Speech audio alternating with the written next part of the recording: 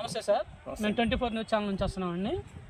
ఇప్పుడు జగన్మోహన్ రెడ్డి గారు ఎక్కడికి వచ్చినా సరే జనస్పందన బాగా విపరీతంగా కనిపిస్తుంది.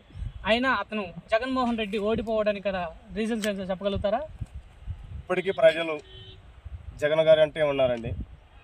ప్రజలందరూ కూడా ఎవరిని అడిగినా కానీ మేము జగన్మోహన్ రెడ్డి గారికే ఓట్లు వేసాము. ఎందుకంటే ఆయన 5 సంవత్సరాల పాలన మాకు చాలా అభివృద్ధి పరంగా ఉంది. ఎన్నో పథకాలు తీసుకొచ్చారు. పేదవాళ్ళకి వాలంటీర్ వ్యవస్థ తీసుకొని వచ్చి సచివాలయం కూడా మనకు అందుబాటులో తీసుకొచ్చి ప్రతి ఒక్క ఏ పని కావాలన్నా కానీ లంచాలు ఉండేవి. ఇంతకుముందు లంచాలు లేకుండా మన ఇంటి దగ్గరికే అన్నీ పంపించాడు జగన్మోహన్ రెడ్డి గారు. అందువల్లనే ఆయన వెంట ఇప్పుడు జనం ఉన్నారు.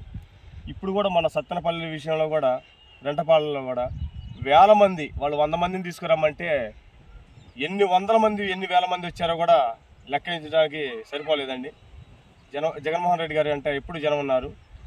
కాకపోతే జగన్మోహన్ రెడ్డి గారు ఎందుకు ఓడిపోయారో మాకు ఇప్పుడు అర్థం కావట్లేదు. రాష్ట్రం నలుమూలను ఎవరిని అడిగినా కానీ జగన్మోహన్ రెడ్డి గారికి ఓట్లు వేసేమన్నారు.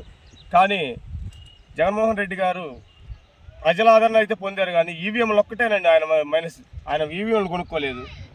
ఓటు పరంగా అయితే అందరూ వేశారు. ఈవీఎంలు కొనక ఓడిపోయాడు ఆయన. ఈవీఎంలు కూడా అంటే ఖచ్చితంగా ఈవీఎంలే 151కి వచ్చిన జగన్మోహన్ రెడ్డి గారికి ఓడిపోయేది అయితే పొత్తు కలుపుకునే వాళ్ళే, లేకపోతే ఇంకా ఏదన్నా ఆలోచించేవాళ్ళే. 151 వచ్చినా కానీ సింగిల్గానే పోటీ చేశారు. ఈవీఎంలే తేడా. ఫ్యూచర్లో జగన్మోహన్ రెడ్డి గారు పొత్తు కలుపుకునే ఛాన్స్ ఉందంటారా? ఇప్పటికైతే సింగిల్గానే ఉంటాడండి. పొత్తు కలుపుకుంటే ఏ పార్టీని కలుపుకుంటారు? పొత్తు అయితే కలవరండి. ఓడిపోయినా గెలిచినా కానీ జగన్మోహన్ రెడ్డి గారు ఎప్పుడైనా సింగిలే. కాదులే, రాను రాను కాంగ్రెస్ పార్టీలోకి ఇద్దరు, ఇప్పుడు షర్మిల ఉన్నారు, షర్మిల గారు కూడా కాంగ్రెస్ వైఎస్ఆర్లోకి వచ్చినా కానీ ఇది అవుతుందనేసి అన్నారు.